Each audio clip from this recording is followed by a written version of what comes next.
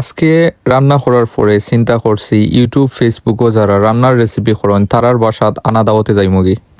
আসসালামু আলাইকুম everyone, it's me MD Jamil Ahmed. আজকে আমি চিন্তা করছি যে চিকেন রোস্ট বানাইমো। সো আপনারা সবাই লগে থাকবা, শেষ পর্যন্ত দেখবা যে আমার চিকেন রোস্টটা কিলা হয়। প্রথমে চিকেন ম্যাগিনেট হইরা আমি তেলের মধ্যে বাজে লিলাম। সো প্রত্যেকটা চিকেন সুন্দর হইরাও বাজরাম।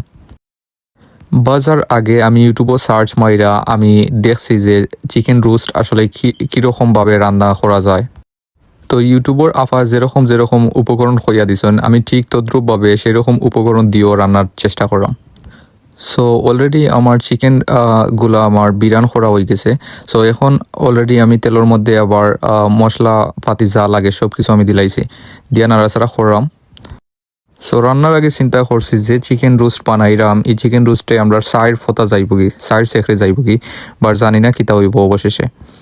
বেশি কইরা পেঁয়াজ দিছি, কারণ পেঁয়াজ দিয়ে খাইতে খুব বেশি ভালো লাগে সেটা ছাড়া। সো অলরেডি দেখুক মশলারে কীরকম সুন্দরভাবে ম্যাগিনেট করছি, প্লাস পেঁয়াজ রে ও পেঁয়াজ খাটনি দিয়ে বালা কইরা একবারে ফিনিশ করছে।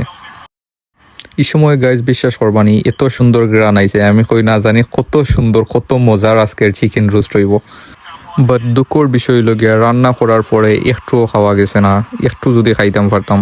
তখন গাইজ আমার মাথার মধ্যে বিজলির মতো একটা প্রশ্ন আইছে, ইউটিউবের আফা ভাই হলতে যেরকম রান্না করেন, রান্নার রেসিপি দেন ইউটিউবের মধ্যে, তারা দেওয়ার পরে এত সুন্দর তারার কারির কালার আয়, প্লাস তারা রান্না করার পরে এখন এত ইয়াম্মি হয়েছে, তাইলে কিতা তারা কিতা গুজব সরান না কিতা আমরা না তারা কারির মধ্যে ফিল্টার ইউজ করেন। আপনারা কমেন্ট বক্সে জানাইবা। সবাই ভালো থাকবা, সুস্থ থাকবা, আমার লাগি দোয়া করবা, আমার চ্যানেলটা সাবস্ক্রাইব করবা। থ্যাংক ইউ এভরিওয়ান, আসসালামু আলাইকুম।